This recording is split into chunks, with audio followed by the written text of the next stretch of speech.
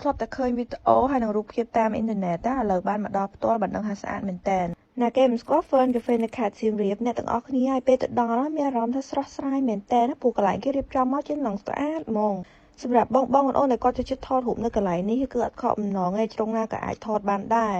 ការ design របស់គាត់ណា vibe ចេញមកបែបជា farm ណាអ្នកទាំងអស់គ្នាបើមិនជាធ្លាប់ឃើញនៅក្នុងរឿងឬក៏ក្នុងកន្លែងថតរូបណាមួយ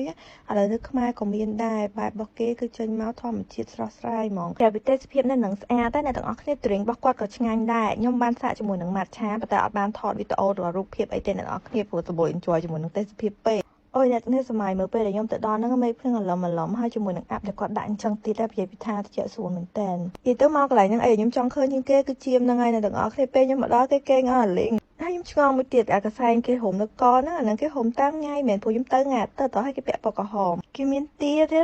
ឡើងខ្ជូតហ្មងទានេះនៅក្នុងធុងខ្ញុំស្ដាយមែនតើមកខ្ញុំទៅនឹងបានតែមួយផ្លែទេព្រោះខ្ញុំជិតត្រូវដល់ម៉ោងឡើងក្រុងអ្នកទាំងអស់គ្នាអញ្ចឹងទៅក៏ប្រញាប់ឡើងមកវិញអញ្ចឹងថតរូបបានតែបានប៉ុហើយនេះគឺជារូបថតខ្ញុំបានថតនៅ Fern Cafe អ្នកទាំងអស់គ្នាកុំភ្លេចទៅលេងអ្នកទាំងអស់គ្នាណា